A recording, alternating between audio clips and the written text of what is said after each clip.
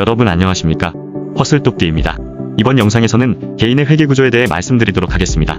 회계는 같은 듯 하면서도 미묘한 차이가 있으므로 정확한 인식이 필요하다고 생각합니다. 이 영상에서 소개하는 것은 시스템에 대한 간략한 소개이므로 이에 대한 공부를 계속 해나가시면서 적절하게 활용하신다면 좋은 결과를 얻을 수 있을 것입니다.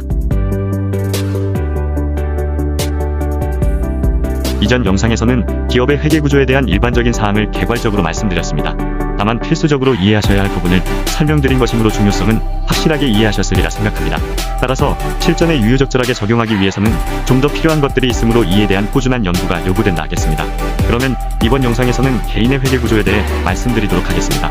개인 역시 재산상태표와 손익계산서가 적용될 것이나 통상 이 서식을 사용하지 않고 가계부 형태로 표시된다고 하겠습니다.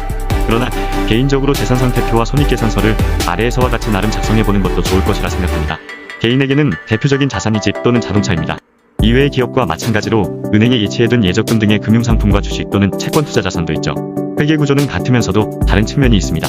중심이 되는 재무상태표와 손익계산서는 같아 보이지만 기업과 개인에게 적용하는 원리는 미묘한 차이가 있습니다. 일반적으로 우리가 주목해야 할 것은 바로 개인의 회계 방식입니다. 일례로 어느 40대 회사원의 재무상태표를 간단히 도표로 나타내보면 다음과 같습니다. 총자산 5억 8천만 원에서 대출금 2억 원을 공제하고 나면 그의 순자산액은 3억 8천만 원입니다. 자산 항목: 주택 5억, 자동차 3천만, 예적금 5천만, 부채 항목: 대출금 2억, 순자산 3억 8천만. 그의 손익계산서, 즉 가계부를 간단히 표시하면 다음과 같습니다. 연간 세후 수입 5천만 원에서 각종 비용을 공제하면 그가 저축할 수 있는 금액은 200만 원입니다. 수입: 연봉 5천만, 비용 지출: 생활비 4천만, 재산세 등 재세공과 300만, 자동차 할부금 등 지급이자 500만, 잔액 잉여금 저축액 200만. 그런데 제대로 인식해야 할 것이 있습니다. 자산이라고 하지만 과연 진정한 자산일까요? 진정한 자산은 계속적으로 현금 유입을 창출하는 것인데 그러하지 못하다는 것이죠. 대표적인 것이 자동차입니다. 이는 엄밀한 의미에서 자산이 아닌 부채와 흡사합니다. 왜냐하면 자동차 구입 시 대부분 대출에 의존하는데 이에 대한 이자를 제외하더라도 엄청난 유지비용, 정비비용 등의 각종 비용을 빨아들이기 때문이죠. 과외로 자동차로 인한 외식비나 유흥비가 늘어나는 것도 무시할 수 없습니다. 돈 먹는 하마에 다름없죠. 수익 창출이 아니라 비용을 부과하는 자산에 불과한 셈입니다. 카푸어라는 것이 그냥 나온 말이 아님을 알 수 있는 대목이죠. 주택은 야누스적입니다. 자기 돈으로만 구입했다면 주택 임차 비용을 절약하고 이사 비용 같은 과외 비용을 줄일 수 있을 뿐만 아니라 안락한 삶과 더불어 집값 상승에 따른 자본소득이라는 덤이 따라오지요. 모든 분들이 잘 아시거나 경험하신 것입니다. 한데 일반적으로 자기 자금 100%로 주택을 구입하는 경우는 거의 없다는 점이 문제라면 문제이겠죠. 또한 집의 경우 자신이 살고 있다면 이는 진정한 의미의 자산이 아닐 수도 있습니다. 소득이라는 정방향의 현금 유입을 가져오지 않기 때문이죠. 재산세나 보수유지비는 물론이고 집을 살 때 발생한 대출금이자 등의 비용이 발생할 뿐입니다. 이미 언급했듯이 집값 상승으로 자본이득을 얻을 수는 있습니다. 하지만 지역별로 상승의 폭이 매우 차이가 나며 항상 집값이 오르지 않는다는 점도 간과해서는 안됩니다. 지난 몇 년간 집을 비롯한 부동산 가격의 상승은 상당 부분 코로나 사태로 촉발된 경제 침체를 극복하기 위한 재정정책에 따른 것에 기인합니다. 즉 정부의 돈 풀기로 발생된 인플레이션의 결과라고 할 수 있습니다.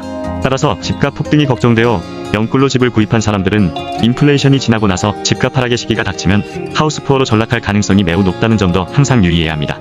개인은 급여생활자의 경우 주수입은 근로소득입니다. 주식 투자 등에 따른 부가소득도 있지만 자산의 대부분을 차지하는 집과 자동차는 수입을 창출하지 못합니다. 개인 사업자와 같은 임대부동산 등의 자산 규모가 큰 사람은 다르지요. 이들은 기업이 보유한 자산을 활용하여 수익을 올리듯 보유한 자산을 임대하여 자동인컴인 현금 유입을 늘리는데 이것이 상당 비중을 차지하죠. 즉 현금의 파이프라인처럼 수입을 유입시키는 자산을 가지고 있는 겁니다. 수입을 창출해내지 못하는 자산을 보유한 근로소득자와 극명하게 차이나는 점입니다. 개인은 세금을 먼저 공제한 후 남은 금액을 받으며 이 가처분 소득에서 비용을 내지요. 그러므로 사용할 수 있는 금액은 축소되고 투자할 자산 역시 줄어들게 되어 부유해질 기회가 적어집니다. 신용카드 사용액 역시 단순히 지급 시기를 늦추었을 뿐 부채인 것은 다름이 없습니다. 즉 이연부채인 것입니다. 절대 착각하거나 잊지 말아야 합니다. 그러므로 신용카드 사용도 신중해야 합니다. 이런 점을 감안한다면 현금 유입을 늘리는 방안을 최대한 강구하도록 해야 합니다. 당장은 그런 부분이 미미하게 느껴지더라도 이에 따른 현금 유입액을 꾸준히 적립해 나가면서 일정 금액이 쌓이면 현금 유입을 창출하는 진성자산에 투자해 나가도록 해야 합니다.